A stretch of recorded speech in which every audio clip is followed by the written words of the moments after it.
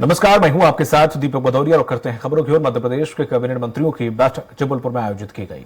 इस बैठक में शामिल होने के लिए मुख्यमंत्री डॉक्टर मोहन यादव जबलपुर पहुंचे हैं। इस दौरान कार्यकर्ताओं ने उन्हें तलवार भेंट करके स्वागत किया। इसके बाद सीएम सबसे पहले वीरांगना रानी दुर्गावती की प्रतिमा स्थल पर पहुंचे, जहां पर सीएम ने माल्यार्पण करके उन्हें प्रणाम किया और रानी दुर्गावती अमर रहीं के नारे लगाकर उन्होंने पूरे माहौल को श्रद्धा और उत्साह में बदल दिया।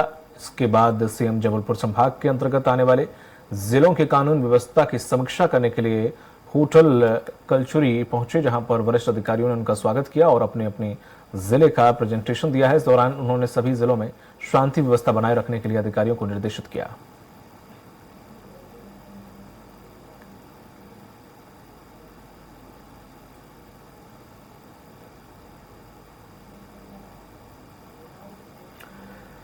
चलिए आपको सीधे ले चलते हैं जबलपुर, जहां पर मुख्यमंत्री डॉक्टर मोहन यादव संबोधित कर रहे हैं। के साथ बैठे हैं तो मां नर्मदा हम सबको आशीर्वाद दे, हम उनका जयकारा करेंगे। नर्मदे हा।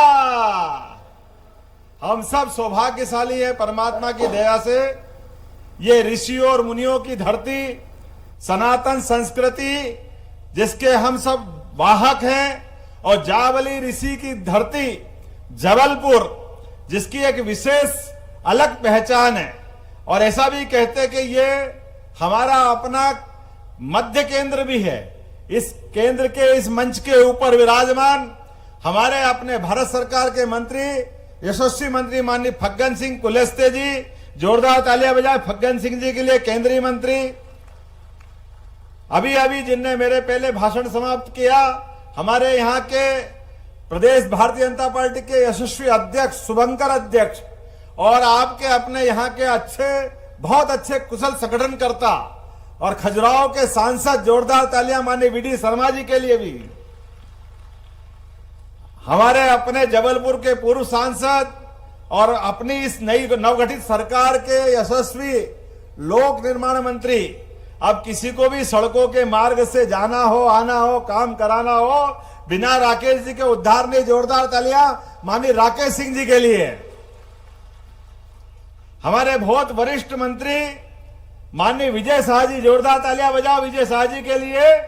ये राज परिवार से आते हैं और लगातार 8 बार से अपनी हर बार लीड बढ़ाते जाते हैं। जो काम दो, जैसा काम दो, लगातार कांग्रेस के लोग परेशान है कि आदमी जीतता का है कि और कैसे जीतता है, और हर बार वोट बढ़ते जाते। जोरदार तालियां विजय शाह जी के लिए भी।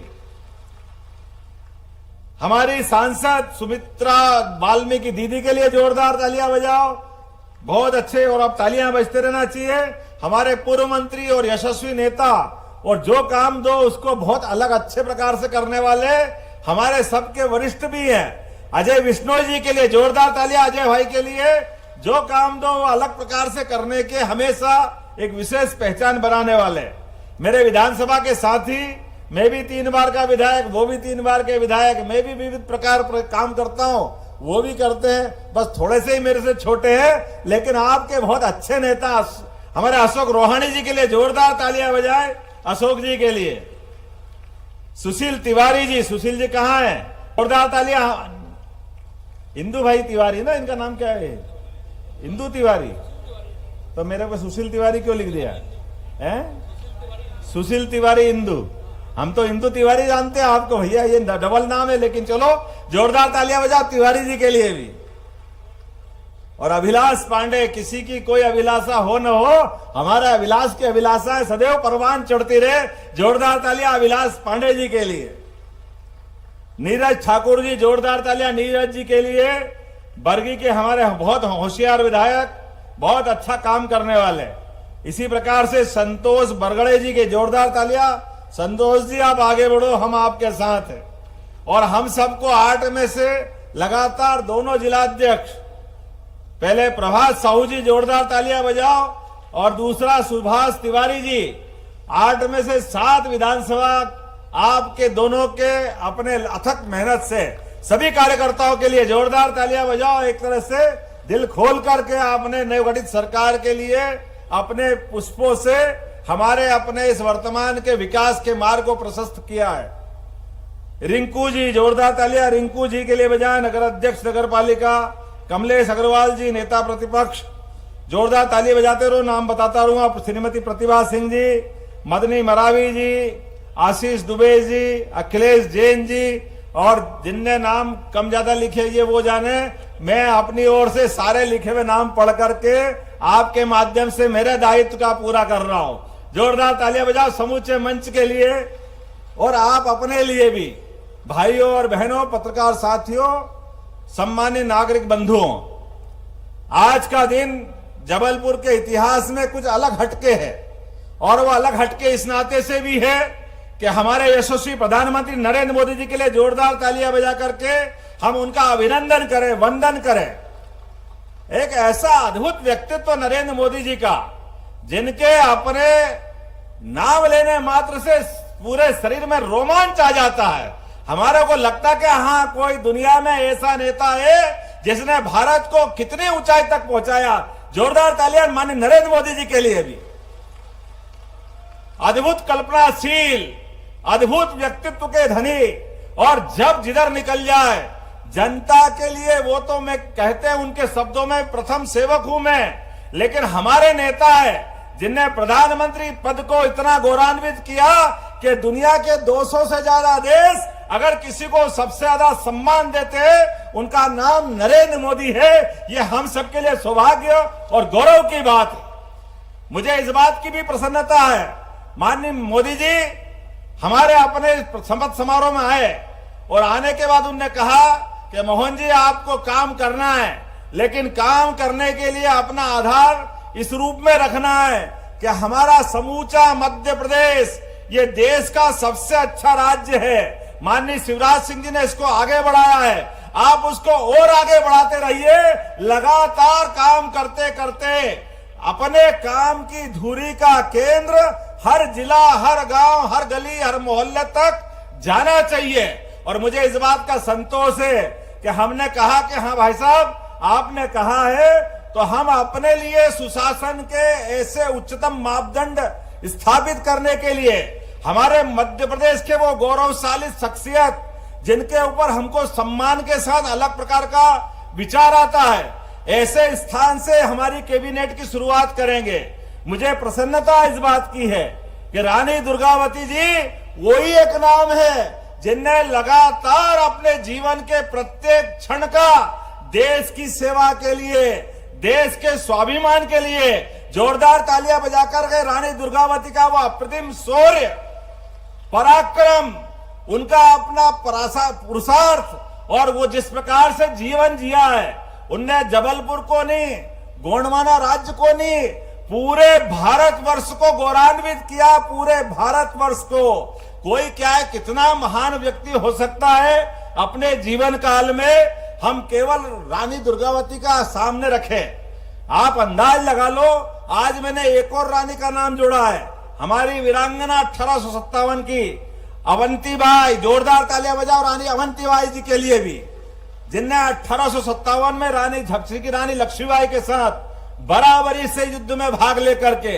अपने प्राणों की आहुतियां दी है। और आज संयोग ऐसा है, तीसरी एक और महान नेत्री का आज जन्म दिवस है, सावित्रीबाई फुले। जोरदार तालियां बजाओ सावित्रीबाई फुले के लिए। ये क्रमशः त्रिवेणी जिनके कारण से आज का दिन धन्य हुआ है। रानी दुर्गावती जितने युद्ध लड़े, एक भी युद्ध नहीं हारी, सारे के सारे युद्ध। और ये वो दुनिया के देशों को जवाब है जो कहते हैं कि हमारे यहाँ महिलाओं का सम्मान बढ़ाना चाहिए। अरे हमारे यहाँ की बहनों ने, महिलाओं ने, नारियों ने सदैव दुनिया के अंदर अद्वितीय उदाहरण पेश किया है। वो उदाहरण झांसी की रानी लक्ष्मीबाई हो, वो उदाहरण रानी दुर्गावती हो, लगातार अवंतीबाई हो। आप बताओ, झांसी की रानी के पहले दुर्गावती, जिनने अकबर जैसे महान, पता नहीं कैसे महान कहा हुआ उनको, लेकिन वो ऐसी बड़ी सत्ता से लड़ने के लिए जिस प्रकार से उनने युद्ध लड़े, और तो और युक्ति बुद्धि से भी एक एक घटना उनकी कितनी अलग प्रकार की है। अकबर को लगा कि गोंडवाना पे कब्जा करना है, तो चालाकी से कूटनीति के माध्यम से एक सोने का पिंजरा भेजा और सोने के पिंजरे में तोता रख दिया और ये संदेश था कि आप मेरी अधिसत्ता स्वीकार कर ले तो मैं आपके राज्य पे कोई आक्रमण नहीं करूंगा। लेकिन रानी दुर्गावती उन्होंने अपना जीवन का प्रत्येक क्षण देशभक्ति के लिए जिया है। इसलिए उन्होंने संकल्प किया कि अकबर तुम कितने भी ताकतवर क्यों नहीं हो, लेकिन भारत की नारियों को डरा नहीं सकते, दबा नहीं सकते, उनकी देशभक्ति पे प्रश्न नहीं खड़ा कर सकते। उन्होंने भी सोने का अपना थाल बनाया और सोने के थाल में एक हथियार भेजा। उन्होंने कहा ये नारिया इस हथियार की प्रतीक है, ये मर जाएगी लेकिन तेरे आगे झुकेगी नहीं। ऐसा अप्रतिम और अपना कूटनीति के माध्यम से जवाब देने का काम किसी ने किया है तो रानी दुर्गावती ने किया है। और हम सबको मालूम है उनका वो आखिरी युद्ध, जिस युद्ध में उस समय के काल के प्रवाह में पहली बार तोपों का प्रयोग किया गया।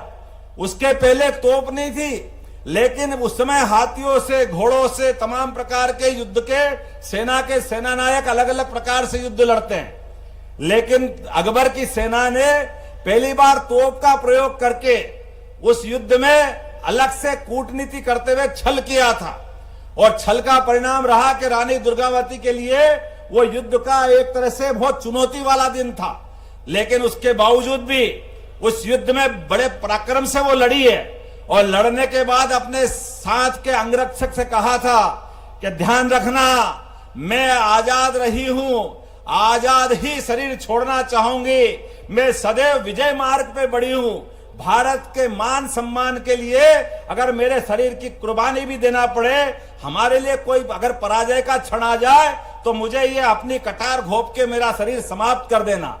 एक खराब समय आया, उस खराब समय में रानी दुर्गावती के आंख में तीर लग गया, पेट में तीर लग गया, युद्ध एक तरह से अलग प्रकार की स्थिति में पहुंचा। तो जो जिसको ड्यूटी दी थी, जिसको जवाबदारी दी थी, उसके हाथ पांव कांपने लगे। जिस मां समान शासिका के वो पूरे जीवन की रक्षा करते आया, वो कैसे उनके बारे में सोच सकता था? वो अलग प्रकार से सोचने लगा। रानी ने देखा कि मेरे जीवन के समय थोड़ा सा बहुत कम बचा है और ललकारते हुए सैनिक से बोली, तेरे को क्या जवाबदारी दी थी, चल तेरे को जो काम करना कर। लेकिन वो अगर डरा और वो कर नहीं पाया तो उससे कटार छीनी और अपने शरीर में घोंप करके परमात्मा के यहाँ चली गई। लेकिन भारत मां को लज्जित नहीं होने दिया। ऐसी परम प्रतापी शासिका रानी दुर्गावती, उनका जीवन प्रत्येक क्षण हमके लिए, हमारे लिए सम्मान का है। वो न केवल जबलपुर, पूरे देश के लिए मान सम्मान का है। अगर हम कैबिनेट रखते हैं उनके लिए तो और कैबिनेट किसके लिए रखना चाहिए? ऐसे अप्रतिम योगदान के लिए आजादी के अमृत काल में अगर हम उनको स्मरण नहीं करेंगे तो किसको स्मरण करेंगे? ये ऐसे आदर्श लोगों को भूलने का काम पुरानी सरकार की पार्टियों ने किया था। ये हम इस बात को हटाने के लिए, अपने उस पुराने गौरवशाली मान सम्मान को लाने के लिए और कांग्रेस के मित्रों से भी कहना चाहते हैं कि काल के प्रवाह में ऐसी गलतियां आपसे हुई थी, आप क्षमा मांगो झांसी की रानी से, आप क्षमा मांगो रानी दुर्गावती से, आप क्षमा मांगो रानी अवंतीबाई से, क्योंकि आपने उनको पाठ्यक्रम का हिस्सा नहीं बनाया। हम अपनी नई शिक्षा नीति में इनको पाठ्यक्रम का हिस्सा बना करके उसी दिशा में आगे बढ़ेंगे। नई शिक्षा नीति में इन ऐसे गौरवशाली पृष्ठों को शामिल नहीं करेंगे तो बच्चों को क्या शिक्षा देंगे, कैसे आगे बढ़ेंगे? फिर एक बार हम जोरदार ताली बजाएं मोदी जी के लिए। पिछले समय में 100 करोड़ से ज्यादा लागत के रानी दुर्गावती स्मारक का उनने भूमि पूजन किया था। वो पूरा प्रोजेक्ट तो हम करेंगे ही करेंगे, लेकिन आपको आश्वस्त करना चाहता हूं, नई शिक्षा नीति में उस बात को भी हम रेखांकित करेंगे जिसमें रानी दुर्गावती, रानी अवंतीबाई और ऐसे सभी गौरवशाली जो महापुरुष हैं या रानियां हैं, उन सबको हम स्थान देने वाले हैं। आज के इस अवसर पर मैं आपके सामने, चूंकि ये हमारे लिए जिस जगह पे मैं खड़ा हूं, अभी अभी हमने माननीय मोदी जी की बात कही है और मोदी जी के लिए बहुत अच्छा नारा हमारी सरकार ने बनने के पहले चला था कि एमपी के मन में मोदी और मोदी के मन में एमपी। इसलिए विकास के सभी कामों को मोदी जी लगातार आगे बढ़ाते रहे और आपका, हमारा सबका ये कारवां विकास के मामले में चलते रहे। तो आज के अवसर पर लोकार्पण के 400 करोड़ से ज्यादा 409 प्रकार के अलग अलग विकास कार्यों का आज हमने भूमि पूजन किया है। इसी जबलपुर के इस कार्यक्रम के माध्यम से जोरदार तालियां बजाकर के नए विकास कार्यों के आप साक्षी बनिए। लगभग 14 लोकार्पण भूमि पूजन और भूमि पूजन 100 करोड़ की लागत से नेताजी सुभाष चंद्र बोस मेडिकल कॉलेज के लिए 100 सीट का नया इंफ्रास्ट्रक्चर डेवलपमेंट का काम करेंगे, जोरदार तालियां बजा करके एक दूसरे निर्माण कार्य के लिए।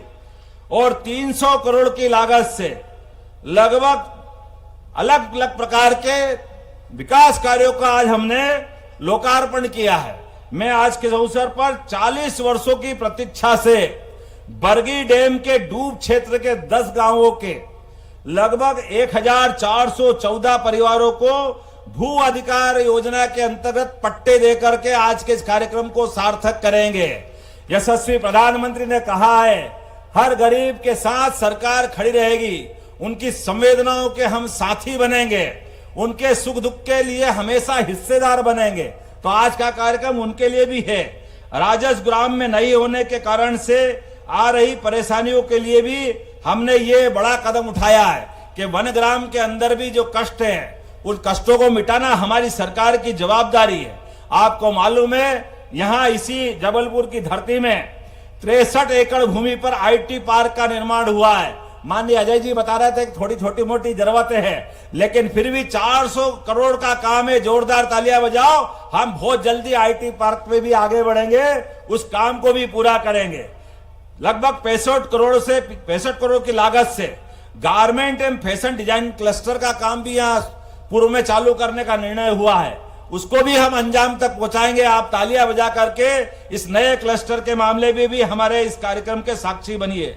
800 करोड़ की लागत से, वाकई राकेश जी के लिए जोरदार तालियां बजाओ। 800 करोड़ की लागत से प्रदेश के सबसे बड़े लंबे एलिवेटेड कॉरिडोर का निर्माण भी यहां होने वाला है। 1100 करोड़, जोरदार तालियां बजाओ। और 300 करोड़ बच गए। जोरदार 1100 करोड़ किसको कहते हैं? नमामि नर्मदे परियोजना के अंतर्गत 17 घाटों का, और अभी आपने कहा गौरी घाट, और कौन सा बताया? तिलवारा घाट। जो घाट पे आप घाट बनाने की बात करोगे, अयोध्या और हरिद्वार की तर्ज पर वो सारे घाट बनाए जाएंगे। बोलो नर्मदे महारानी की। अरे नर्मदा जी के किनारे घाट नहीं बनेंगे तो कहां बनेंगे? नर्मदा जी की आरती करें। नर्मदा जी तो जीते जी, हमको मालूम है, मोक्षदायिनी है। एकमात्र हमारी पवित्र नर्मदा जी जो पूरब से पश्चिम की तरफ बहती है और हमारे मध्य प्रदेश के लिए तो जीवन दायिनी है। ऐसी पवित्र मां के लिए अगर घाट नहीं बनाएंगे तो कहां बनाएंगे? निश्चित रूप से उनके लिए घाट बनाए जाएंगे। और अभिलाष जी, तुमने कौन से ब्रिज की बात कही है? अभिलाष पांडे जी ने कोई ब्रिज बताया है, वो ब्रिज भी बनाया जाएगा शहर के यातायात की व्यवस्थाओं को अच्छा रखने के लिए। आईटीआई से दीनदयाल की तरफ जाने वाले वो नए ब्रिज के निर्माण की भी यहीं से घोषणा करता हूं, उसकी मंजूरी देता हूं। महाकौशल में वैसे तो बड़े बड़े काम हुए, छिंदवाड़ा, सिवनी, शहडोल में मेडिकल कॉलेज, जबलपुर में सुपर स्पेशलिटी हॉस्पिटल, नरसिंहपुर में 4434 करोड़ के शक्कर पेच लिंक सिंचाई परियोजना, बालाघाट, चिन्नौर, चावल को जीआई टैग मिला है। बालाघाट, डिंडोरी, मंडला, आप मत चिंता करिए, पूरे संभाग के अंदर आज मैंने आते ही सबसे पहले आपके यहां इस क्षेत्र में भविष्य में उद्योगों की श्रृंखला चालू हो।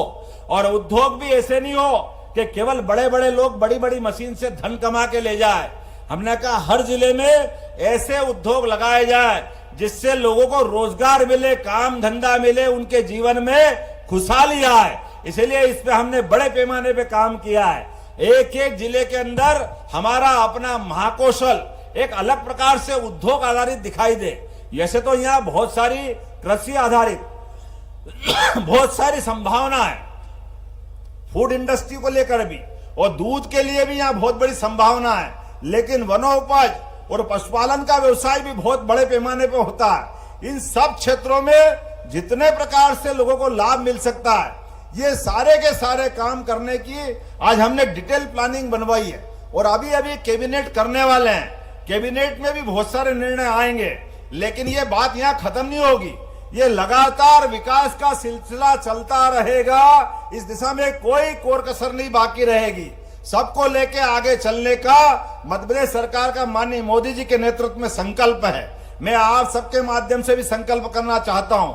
यद्यपि हो सकता है लोकसभा चुनाव में अब ज्यादा देर नहीं है, लेकिन ये पूरा अंचल विकास के मामले में निश्चित रूप से भारतीय जनता पार्टी के साथ खड़ा है। और मैं भी आपको वादा करता हूं, आपने जो अपार स्नेह और अपना आशीर्वाद भारतीय जनता पार्टी को दिया था, इसी आशा और स्नेह के साथ भारतीय जनता पार्टी विकास के नए नए सोपान गढ़ती जाएगी, नई नई ऊंचाइयों तक बढ़ती जाएगी। आज ये कारवां आगे बढ़ा है। कुछ समय बाद लोकसभा चुनाव होंगे। मुझे पूरा भरोसा लोकसभा चुनाव में भी इसी प्रकार से प्रचंड बहुमत की सरकार पुनः मोदी जी की बनेगी। जोरदार ताली बजाए 2024 के लिए, क्योंकि हम नहीं कह रहे हैं, दुनिया के बाकी देशों के बड़े बड़े समाचार पत्रों ने सर्वे कराए, वो कह रहे हैं कि अब 400 पार, अब की बार 400 पार मोदी जी के नेतृत्व में जीत अपार। ये जो विश्वास मोदी जी का बढ़ रहा है, और हम तो सौभाग्यशाली हैं। आपके अपने जबलपुर से चित्रकूट दूर नहीं है। अयोध्या में क्या हुआ है और क्या होने वाला है, बोलो जय जय श्री राम, जय जय श्री राम। अरे आप तो सौभाग्यशाली हो। ये हमारा सतना चित्रकूट रीवा का क्षेत्र आज पुनः लगभग 17 लाख साल पहले के भगवान राम का वो काल हमारी आंखों के सामने दृश्यमान होने जाएगा। भगवान राम अपने गर्भगृह में 22 जनवरी को यशस्वी प्रधानमंत्री नरेंद्र मोदी जी की मौजूदगी में हमारे लिए वो अद्वितीय क्षण रहेगा, जब अपने भगवान का प्राण प्रतिष्ठा का गर्भगृह में प्रवेश का अद्भुत क्षण बनेगा। इस अवसर को मध्य प्रदेश सरकार भी भूलने वाली नहीं है, क्योंकि हमको मालूम है वनवास का सबसे लंबा समय हमारे अपने चित्रकूट की धरती पे भगवान ने काटा था। इसलिए आज के इस अवसर पर मध्य प्रदेश सरकार ने हमारी पिछली कैबिनेट में निर्णय किया, हमने बात कही है कि हमारे अपने प्रत्येक भगवान राम के चरण जा पड़े, उस चरण पड़ने वाले स्थान को तीर्थ बनाएंगे। प्रत्येक स्थान पर वो अपने लिए अद्वितीय एक अवसर मिले, जिसमें भगवान राम की जीवन की अलग अलग घटनाओं से हम अपने जीवन में सीख हासिल करें। हम सब आज के उस अवसर पर संकल्प कर रहे हैं कि 22 जनवरी को तो हम जो जहां रहेगा, जिसको बुलावा आया वो अयोध्या जाएगा, जो यहाँ रहेगा वो हर स्थान पर अपने अपनी जगह भगवान राम को स्मरण करते हुए वो दिवाली मनाएगा। लगभग 20 दिन का समय है। सरकार भी राम भक्तों के मार्ग पे जिनको अयोध्या जाना है, हमको मालूम है काल के प्रवाह में अतीत में बहुत हमारे घाव हैं। जब राम भक्तों पे बॉर्डर पर यूपी की सरकार ने गोलियां चलाई थी, डंडे बरसाए थे, अत्याचार किए थे, वो सरकार कोई और थी। अब हमारी सरकार है, जो राम दर्शन के लिए जाएगा पुष्पों की वर्षा करके राम भक्तों का अभिनंदन करने का काम हमारी सरकार करेगी। हम और आप मिलकर के वो ऐतिहासिक क्षण में साक्षी बनेंगे। मैं आज आपसे आह्वान करना चाहता हूं कि सरकार के माध्यम से हमारे जितने बड़े बड़े मंदिर हैं, वो सारे मंदिरों पे विद्युत सज्जा की जाएगी। अलग इस वक्त बड़ी खबर आ रही है श्योपुर से, जहां पर कूनो नेशनल पार्क से आई है खुशखबरी। जी हां, मादा चीता आशा ने 3 शावकों को जन्म दिया है। डीएफओ ने यह जानकारी दी है। डॉक्टरों की टीम तीनों शावकों पर नजर बनाए हुए है। इस वक्त की बड़ी खबर कूनो नेशनल पार्क से एक अच्छी खबर आई है। मादा चीता ने 3 शावकों को जन्म दिया है। तो कभी से लगातार जो कूनो से खबरें आ रही थी, उसमें किसी न किसी वजह से चीते थे वो दम तोड़ रहे थे, लेकिन अब खुशखबरी है कि जो मादा चीता है, ये आप तस्वीरों में देख सकते हैं कि 3 शावकों को जन्म दिया है। ये बड़ी खुशखबरी है कूनो नेशनल पार्क से, जहां पर 3 शावक जन्मे हैं। इन तस्वीरों में आप देख सकते हैं कि अब इन्हें हालांकि बाड़े में ही रखा गया है और डॉक्टरों की निगरानी में रखा गया है। कूनो नेशनल पार्क से ये बड़ी खबर हम आपको बता रहे हैं, जहां पर जो मादा चीता है उसने 3 शावकों को जन्म दिया है।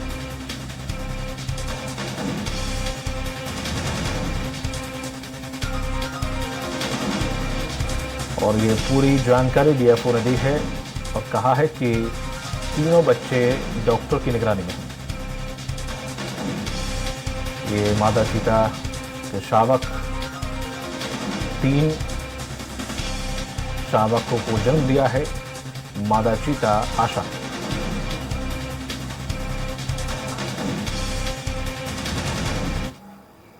इस बुलेटिन में फिलहाल इतना ही। दीजिए इजाजत। नमस्कार।